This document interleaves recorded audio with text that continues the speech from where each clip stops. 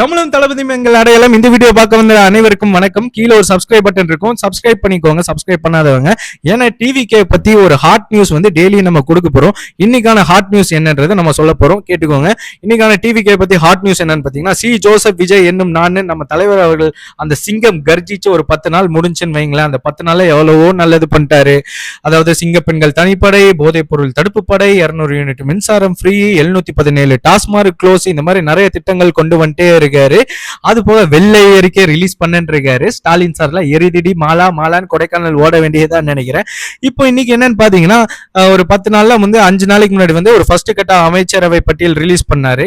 இவங்க இந்தந்த இலக்கால் இருப்பாங்கப்பா அப்படின்னு சொல்லி அனௌன்ஸ் பண்ணாரு. இப்போ நெக்ஸ்ட் நம்ம அதை விரிவுபடுத்தணும்ல, அதுல வந்து 20 டிவிகே சார்ந்த எம்எல்ஏக்களை சூஸ் பண்ணியிருக்கதாகவும், அது போக முக்கியமா எரிதிடி மாலா கண்டென்ட் ஸ்டாலின் சாருக்கு இப்பதாங்க ஆரம்பிக்குது. உடம்புலாம் வேர்த்திருச்சாமா இது கேட்டோன்னே அவருக்கு. அதாவது காங்கிரஸுக்கு 2 அமைச்சர் இடம் தராங்க, விடுதலை சிறுத்தைகளுக்கு தராங்க, ஐயுஎம்எல்க்கு நம்ம தலைவர் தராரு. ஒரு குடும்பமா அரசியல் பண்ணு நான் யோசிச்சுட்டாரு அவரு. அதாவது வாயில உருட்டக்கூடாதுன்னு சொல்றதுக்கு நம்ம தலைவர் ஒரு எக்ஸாம்பிள்.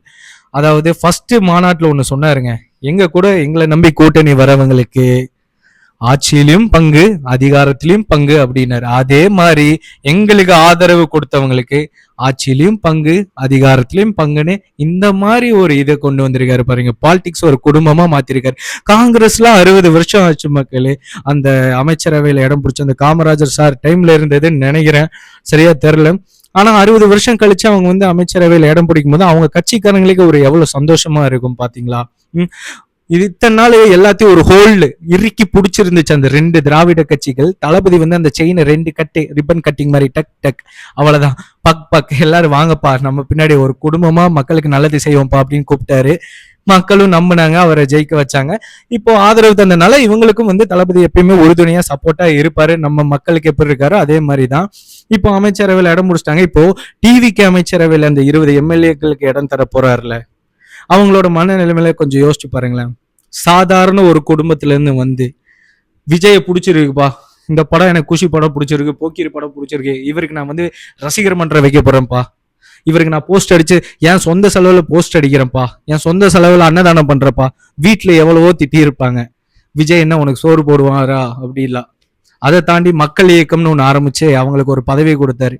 நீ மக்கள் இயக்க மாவட்ட தலைவர், இந்த ஊருக்கு நீ மாவட்ட செயலாளர் அப்படிலாம் பதவி கொடுத்து அவங்களுக்கு ஒரு அங்கீகாரம் கொடுத்தாங்க. என் பேரை என் ஐக்கானை வச்சு நீ வந்து மக்களுக்கு நல்லது செய்ப்பா அப்படின்னு சொன்னாரு. அடுத்து கட்சி ஆரம்பிச்சாரு. கட்சி இது நம்ம கட்சிப்பா, இது நம்ம கட்சி கொடிப்பா, இதெல்லாம் வச்சு மக்களுக்கு நல்லது செய்யுங்கப்பா அப்படின்னாரு. அவங்க செஞ்சாங்க, சொந்த செலவுல செஞ்சாங்க, எந்த ஒரு எதிர்பார்ப்பு இல்லை. அவங்களுக்கு தெரியாது எங்களுக்கு அமைச்சர் தருவாரு, எம்எல்ஏ சீட் தருவாருலாம். நல்லா வேலை செஞ்சியா வா எம்எல்ஏவா நில்லு, நீ ஜெயிப்ப கண்டிப்பா நில்லு, நீ ஆட்டோ டிரைவரா இரு என்னவாரு, நீ எனக்கு வந்து உயிர், நீ நில்லுப்பா, உனக்கு தான்ப்பா எம்எல்ஏ சீட்டு, எனக்காக வேலை பார்த்திருக்க நில்லுப்பா. மக்கள் தளபதி காமிச்சு கை காட்டினவரை ஜெயிக்க வச்சாங்க. ஜெயிச்சிட்டியா? அதோட இல்ல, நீ நல்லா வேலை செஞ்சு ஜெயிச்சிருக்க, உனக்கு நல்ல டேலண்ட் இருக்கு, இந்தா வா அமைச்சராக. ஐயா நான் எப்படிங்க அமைச்சராக? ஏன் டிரைவர் பையன் டிரைவரா தான் இருக்கணுமா?